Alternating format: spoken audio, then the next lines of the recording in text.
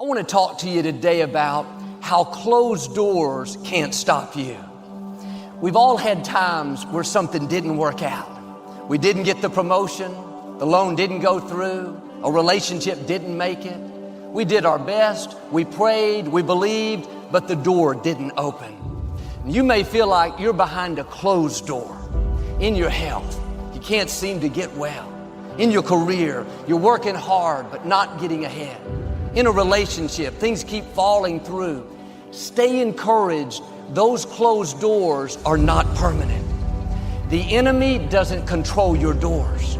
People don't control your doors.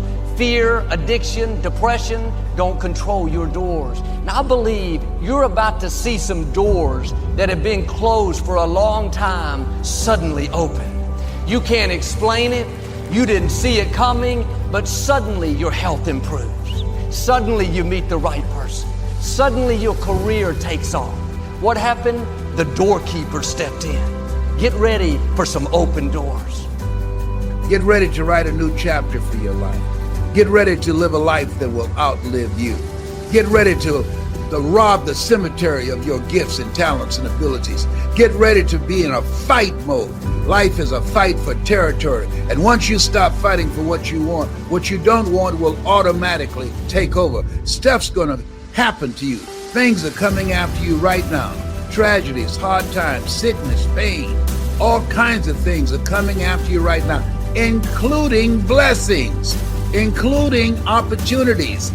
To make your dreams become reality. To no longer dream them, but walk in them. You can't. 90%, you can be good, you can be good, you can be great, but you still won't get it all. I'm telling you, but when you become phenomenal, there's nothing you can't have, nothing you can't do, nothing you can't be. And I believe that you're in this room right now. I believe that we're in the same space right now. I believe we're all in this place together. Listen to me. I believe that we're all in this place together because all of us hate average. None of us want to be good. And for those of us who've reached greatness, we have a desire to push past greatness and see what phenomenal looks like. So I need everybody in the room, when you think about your goal and you think about your dream, I need you to understand, as I said to my wife in that hospital room, I can, I will, I must. And you want to take advantage of the opportunity and the lifetime of the opportunity. Make a move for you. Make a move for your dream. Make a move for a better future. Don't sit there watching and wasting time looking at Netflix and all that other foolishness out there. A friend of mine said, oh man, I got 500 channels on my TV. Who's got time to watch 500 channels? Herein my Father glorified that ye bear much fruit. Excuse me? No. Watching garbage day in and day out. How do you expect things to get better for you? People say, oh, garbage in, garbage out. That's a lie. Garbage in, garbage stays. It makes you unproductive. It makes you cynical. You get in a depressed state of mind. That's not real. Garbage in, garbage stays, and it shows up in your attitude, in your behavior. It blurs your vision of what's possible for you. It's a distraction. My son John Leslie was right. People pay more attention to their distractions than their destiny. You have a destiny. There's something, there's a work, there's a greater work that you're supposed to do. These things ye shall do, and greater things shall you do. In fact, you are here to do the greater things. And if you don't know that, ask somebody. Watch people who are doing the greater work and get around them and learn from them. That's what time we're here. That's the purpose. Not here just to have a good time. Yeah, you can have a good time. I have a ball. I enjoy every day. When they come to see my ashes, they'll see me smiling from the ashes.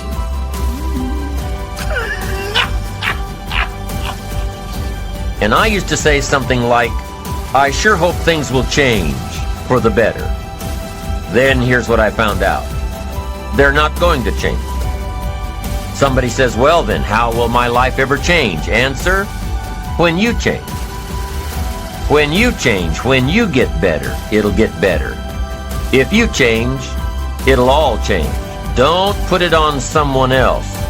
Hope that someone else will change it for you. Take responsibility for yourself. Take personal responsibility. You can't change the circumstances or the seasons or the wind, but you can change your reading habits. You can change whether or not you go for the skills, burn the midnight oil, turn yourself around, multiply your value by 2, 3, 5, 10. That you've got charge of. That you have control of. You don't have control of the constellations, but you've got control over whether or not you go to night school, take adult classes, learn some new skills. You have control over that. And if you don't, that's your fault. You've got to take personal responsibility. You've got to be self-reliant. You. Nobody else can change your life, alter your ambitions, pave a golden road for you. But you can. It's up to you. Be responsible for yourself. You're okay the way you are. That's what we tell young people. Oh, you're okay the way you are. It's like, and there's nothing worse than you can tell someone who's young than that, especially if they're miserable. You know, and lots of them, well, if they're miserable and aimless, it's like, oh, I'm miserable and aimless, and sometimes I'm suicidal and I'm nihilistic and I don't have any direction in your life. It's in my life. It's like, well, you're okay the way you are here. And it's like, they don't want to hear that. They want to hear, look, you know, and you know this, you're useless. You know nothing. You haven't got started. You've got 60 years to put yourself together, and God only knows what you could become. And that message is so much more, it's so funny because it's such an attack, but it's so positive because there's faith there in the potential that makes up the person rather than the miserable actuality that happens to be manifesting itself at the moment. And young people respond extraordinarily well to that because, and you know that if you're a parent and you love your child, your son, your daughter, what you're trying to foster is the best in them. You want that to manifest itself across the course of their life. You want them to become continually more than they are, to see what they could be. And I think that's part of the great message of the West, is that that's the ethical requirement of individual being in the proper sense, is to constantly know that you're not what you could be, to take responsibility for that, and to commit yourself, like body and soul, to the attainment of that ideal. One day I began to realize how I was growing as a leader and the change that was happening within me. And I stopped asking the question, how long will it take? And I started asking the question, how far can I go? And everything changed that day. I realized that you can set goals and have 5-year goals, whatever, but I changed from a goal mindset to a growth mindset. And the fact that if I would be intentional in the areas of growth that would have the return and would fit who I was, then I could really be successful and help a lot of people. And that was a kind of a shift for me. And so when I wrote my first leadership book, I thought I would write one leadership book and I'd be done. I didn't think 100 books later. I had a lady the other day said, "You've written more books than I've ever read in my life." You know what I mean? But I didn't have any intention to write a lot of books.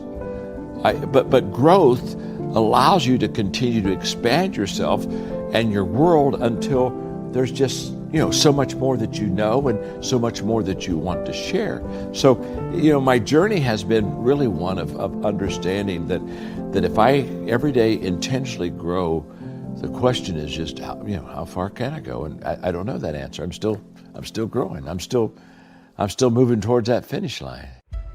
You're never, ever, ever, ever going to feel like doing the things you need to do in order to have what you want. You're always going to need to push yourself. You're always going to need to parent yourself. It's the only way to prepare yourself. It's just studying. And the more you're prepared, the easier your time is. The more you care, the more you prepare. From studying, from reading, from putting yourself in uncomfortable positions, traveling abroad, that kind of stuff I think builds a much more impressive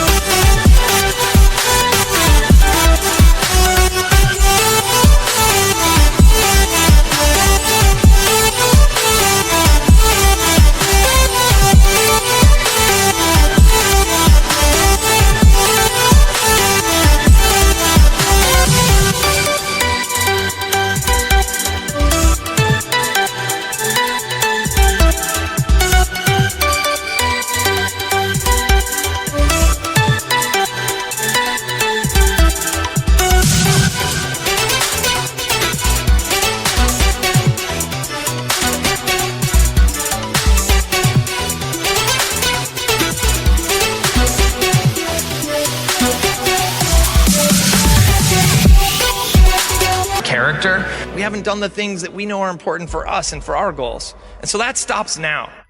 See, success it's not something that's gifted to you. Success is something that you have to go get. Remember this, your business is always a reflection of you. What do you do?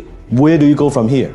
You see, instead of doing that and putting all your eggs in one basket, the best thing you can do is start investing in yourself first. Invest in a skill set that you can deliver to the marketplace in exchange of money. This dramatically lowers your risk.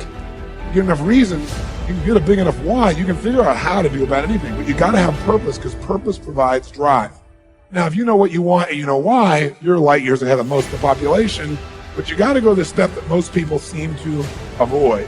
And that is, you gotta take massive, the key word there is massive. Massive action can be a cure-all when you know what you're after and you know why you want it. What's the benefit of allowing fear to hold you back? What's the benefit of giving up on yourself, of not stepping out on life and taking life on? What is the benefit for you? What's the plus in that? It's not going to happen. You've got to ask yourself, how long am I going to allow this to hold me back? You focus on your vision, your mission, and long-term things that you want to do with your life. And eventually, you'll find enough people that want to run with you. And when we can find the people who believe what we believe, we're weirdly drawn to them because our very survival depends on it. We need it. And so the more you can give of yourself, the more you can give of what you believe, the more you can with discipline, say and believe, and do the things you actually believe, strange things start to happen. You know, that those who do the things that they're passionate about do better, but it's not helpful advice. And so the question is, where does passion come from? Passion is a result. Passion is an energy. Passion is the feeling you have when you're engaged in something that you love. Passion is the feeling you have that you would probably do this for free, you know, and you can't believe somebody pays you to do it. So start practicing using programs for your mind. They can change your life. What idea are you sitting on? Write your ideas down. And then, once you get that idea, take the leap.